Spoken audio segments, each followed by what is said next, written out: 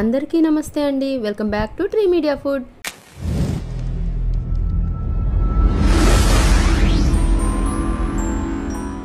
ఎలా ఉన్నారు అందరూ? ట్రీ మీడియా ప్రేక్షకులందరికీ శ్రీరామనవమి శుభాకాంక్షలు.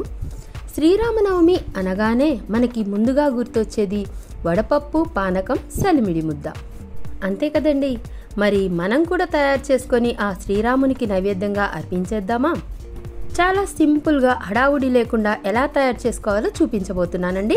వీడియో కనుక నచ్చినట్లయితే లైక్ చేయండి, షేర్ చేయండి, సబ్స్క్రైబ్ చేయండి. ముందుగా వడపప్పు కోసం ఒక హాఫ్ కప్పు పెసరపప్పుని తీసుకొని 2-3 సార్లు శుభ్రంగా కడుక్కొని మంచినీళ్ళు పోసుకొని 1 గంట పాటు నానబెట్టేసుకోండి. ఆ తర్వాత ఇంకా మనం ప్రాసెస్ స్టార్ట్ చేసేసుకుందాము. పానకానికి ఇదిగోండి, ఒక గిన్నె తీసుకోండి. ఇందులోకి 2 టేబుల్ స్పూన్ల బెల్లం తురుము తీసుకోండి. ఈ 2 టేబుల్ స్పూన్ల బెల్లం తురుముకి 1 కప్పున్నర నీళ్ళ వరకు కలుపుకోవచ్చండి. ఇలా బెల్లం తురుములో నీళ్లు కలుపుకోండి. 1 కప్పున్నర వరకు కలుపుకోండి. దీన్ని బాగా మిక్స్ చేసుకొని ఈ బెల్లం కరగడానికి పక్కన పెట్టేసుకోండి. ఈ బెల్లం కరిగేలోపు ఒక చిన్న రోటిని తీసుకోండి. దాంట్లో ఒక 10 మిరియాలు, 1 యాలుక్కాయ, అలాగే కొంచెం సొంటి. దీంట్లో ఇంత పెద్ద ముక్క వేయట్లేదండి, ఇందులో సగం వేస్తున్నాను అనమాట. ఇదిగోండి, ఇలా దంచుకొని దాంట్లో సగం తీసేసి సగం వేసుకుంటున్నాను. మీ దగ్గర డైరెక్ట్గా పౌడర్ కనుక ఉంటే పౌడర్ అయినా సరే ఒక 1/2 టేబుల్ స్పూన్ వేసుకోవచ్చు. కానీ ఈ మూడింటిని అప్పటికప్పుడు ఇలా దంచి వేస్తే ఆ రుచే వేరుంటుందండి.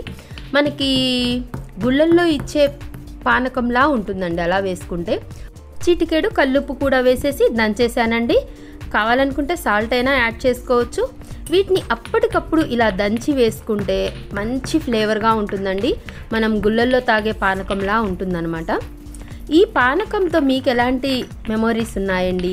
నాకైతే మా అమ్మమ్మ గారి ఊరు గుర్తొస్తుందండి. ఎందుకంటే సమ్మర్లో కదండి ఈ శ్రీరామనవమి వచ్చేది. సమ్మర్ అనగానే అమ్మమ్మ వాళ్ళ ఊరు వెళ్ళిపోయే వాళ్ళము. అక్కడ గుళ్ళో ఈ పానకం ఇస్తే బాటిల్స్ తెచ్చుకొని తాగేవాళ్ళమండి. వడపప్పు చిప్పలో ఇచ్చేవారండి. కొబ్బరి చిప్పలో వడపప్పు, కొబ్బరి ముక్క, బెల్లం ముక్క అది ఇచ్చేవారు. అండ్ ఈ పానకం అనమాట. నాకైతే ఆ మెమొరీస్ బాగా గుర్తొస్తున్నాయండి ఇది చేస్తుంటే. ఈ మనం నూరుకున్న ఈ పౌడర్ని ఈ బెల్లం నీళ్ళల్లో కలిపేసుకోండి. ఆ తర్వాత ఒక 3-4 చుక్కల నిమ్మరసం, ఇవన్నీ ఒకసారి బాగా మిక్స్ చేసుకొని దీన్ని పక్కన పెట్టేసుకోండి. మీకు కూడా ఇలాంటి మెమొరీస్ ఏమైనా ఉన్నాయా? అమ్మమ్మ గారి ఇల్లు కానీ, నాయనమ్మ గారి ఇల్లు కానీ, ఇలా ఏమైనా మెమొరీస్ ఉంటే నాతో కింద షేర్ చేసేసుకోండి.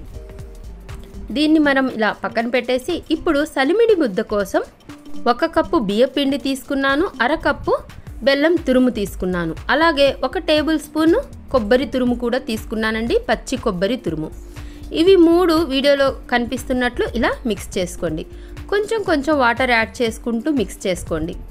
మీ దగ్గర కనుక తడి బియ్యం పిండి ఉంటే వాటర్ యాడ్ చేయాల్సిన అవసరం కూడా ఉండదండి. పొడి బియ్యం పిండి తీసుకున్నాను కాబట్టి కొంచెం వాటర్ యాడ్ చేస్తూ ఆ బెల్లం కరిగేలాగా ఇలా వీడియోలో కనిపిస్తున్నట్లు ముద్దలా చేసుకుంటూ కలుపుకుంటూ మధ్యలో ఒక 2 స్పూన్ల నెయ్యి వేసుకోండి. బాగుంటుంది అలా వేసుకుంటే. దీన్ని బాగా మిక్స్ చేసుకోండి. ఈ మొత్తాన్ని మనం మిక్సీలో కూడా వేసుకోవచ్చండి. ఇదిగోండి, ఫైనల్గా ఇలా రెడీ అయిపోయిందనమాట. సలిమిడి ముద్ద కూడా రెడీ అయిపోయిందండి. బియ్యం పిండి, బెల్లం 2 కలిపి మిక్సీ కూడా వేసుకొని ఆ తర్వాత మనం ఇలా చేసుకోవచ్చండి, నెయ్యి నీళ్లు కలుపుకుంటూ. ఇదిగోండి, నైవేద్యంగా సలిమిడి ముద్ద కూడా రెడీ అయిపోయింది. ఆ తర్వాత మనం నానబెట్టిన ఈ పెసరపప్పుని ఒక చిన్న వేరే బౌల్లోకి తీసుకొని దీంట్లో చిన్న కొబ్బరి ముక్కలు కలుపుకోండి. పచ్చి కొబ్బరి ముక్కలు కలిపేసుకోండి. ప్రతి ప్రసాదం వెనుక ఏదో ఒక సైంటిఫిక్ రీజన్ ఉంటుందండి. అలాగే మన సంప్రదాయాలు పుట్టాయి కూడా. పానకం తాగడం వల్ల బాడీలో హీట్ అనేది తగ్గుతుందండి. అలాగే ఈ వడపప్పు, కొబ్బరి తినడం వల్ల వడదెబ్బ నుంచి మనకి ఉపశమనం కలుగుతుంది. వడదెబ్బ తగలకుండా ఉంటుందన్నమాట. బాడీకి చలవ చేస్తుంది. అలాగే ఈ సలిమిడి ముద్ద కూడా ఇవన్నీ తినడం వల్ల, తాగడం వల్ల మన బాడీలో అయ్యే చేంజెస్ అన్నిటినీ బ్యాలెన్స్ చేస్తుందండి. డీహైడ్రేట్ నుంచి కాపాడుతుంది. అలాగే వడదెబ్బ తగలకుండా ఒంటికి చలవ చేస్తుందన్నమాట. ఇదిగోండి, ఈ పానకాన్ని ఇలా ఫిల్టర్ చేసేసుకున్నాను. ఇప్పుడు ఇందులో 2 తులసి దళాలు వేసేసాను. మన ప్రసాదం అయితే రెడీ అయిపోయిందండి. ఇంకా పూజ చేసేసుకొని దేవుని ముందు ఇలా నైవేద్యం పెట్టేసుకొని ఎలాంటి కష్టాన్నైనా ఎదుర్కొనే శక్తి ఇవ్వమని కోరుకుందామండి. జీవితం అంటే కష్టసుఖాలమయం కదండి.